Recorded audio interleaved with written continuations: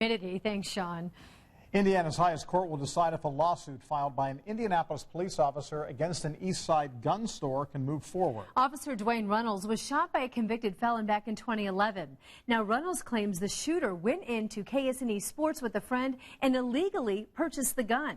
13 Investigates reporter Sandra Chapman was in court today where KSNE argued it has immunity under state law no matter what.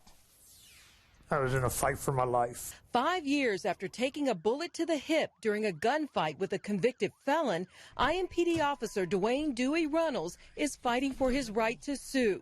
His case now before the Indiana Supreme Court. It's good to see you again. Runnels filed a lawsuit against KSNE Sports for allowing Demetrius Martin and his friend Terrence Blackburn to buy the gun used in the shooting.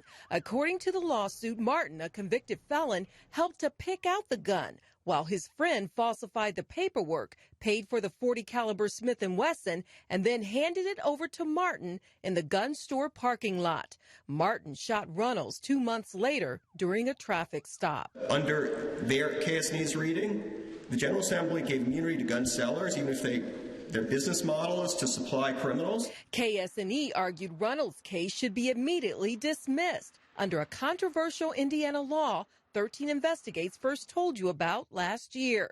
It gives gun sellers and manufacturers immunity from civil lawsuits if a third party uses the gun in a crime. No court in the country has found a seller vicariously liable for the criminal misuse of a gun downstream. KSNE argues that even if the shooter was a terrorist on the watch list, under Indiana law, the gun seller could face criminal prosecution, but not a civil lawsuit. Is it your position that there is no civil liability for that gun dealer? Yes or no? To answer your question, there is no civil liability for that gun dealer. You're taking this to the ultimate extreme. The Brady Center to Prevent Gun Violence is representing Runnels and calls KSNE's case absurd. This law is totally out of step with the over 350 immunity laws in Indiana. There's nothing like it. Even Good Samaritans don't get immunity if they engage in gross negligence.